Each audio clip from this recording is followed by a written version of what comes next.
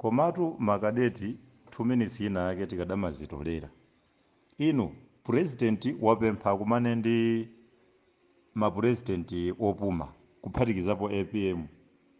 Wina akuyambitsa debate ayi pakhale pa neutral ground. Neutral ground alipo somalo ena achitetezo kwambiri mdziko muno koposa ku State House. Ndi awaitanira kusanjika. Tete ntidziwalangiza zona zija ndimakondonena kuti anthu amene azungulira APM sampatsa uphungu wabwino. Mukumpatsa APM maganizo okhala ngati kuti alipa wanted, alipa danger, and who do even want to assassinate that old man? Seriously, let's be serious. For what? Kusanjika onsewa anakhalapo a Joyce Band, it's their home. Why should somebody come and say hayi akukakhale ku neutral ground not kunyumba kwa munthu? Waitanira kumudi chakwera. Iyayi tatiya ntidzipola ni moto zinazi ndi ana omwe akamva samaseke. Is he in what kind of danger? Or somebody amene wamuzungule APM feels not safe kupita kusanjika? For what? Is he a criminal? Tukamba chani? Let's be realistic munkhani zinazi.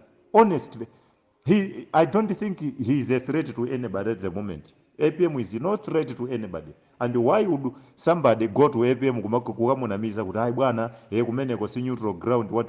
For what?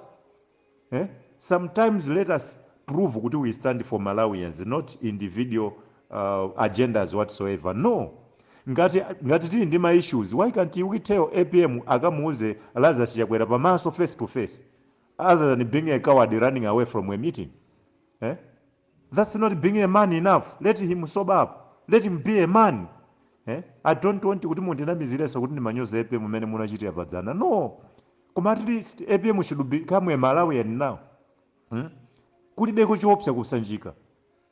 And there's nothing so dangerous. So sometimes if he is really a Democrat, why can't he prove? This is why timaena kuti APM anthu amene amuzungulira amamuuza zabodza, and himself is indecisive. Chilimana yankhulapo kuti kodi umati anthu akuzungulira akunamize we mutu wakumayika kuti. Pali zinthu zambirimbiri zina timangopewa kuyankhula. For example, milandu imene anthu akufusidwa ya cement chani yota ameuza tipini angawombole milandu imene jandani. If APM was a man enough, otasa milandu imene jandiyeyo akanawombola onse kandandani ajajuna akanawombola akanakangonena kuti no, leave these guys, tipini ndiyanga ndinkayuza ndine. Period. End the case. Koma amalekelera anthu ena adzizuzika mu dzina la yemwe. What kind of a grandfather he is? Seriously.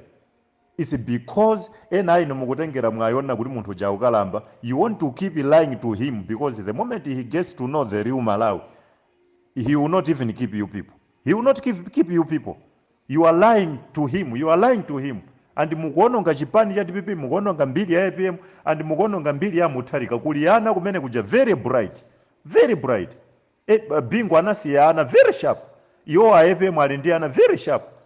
Much as mukufuna muthane ndi dzina la Mutharika in this way yoma wanamiza kumapatsa mantha posa opsa. Mukuononga ngakhale tsogola ana amene aja. Adzakanika, they will have no friends. Adzalephera kufika kukwanitsa zolinga zawo pamiyoyo yawo songa atafuna ndali. No, let the Mutharika name alone, leave it alone. Mudatani kwa danthu iyi.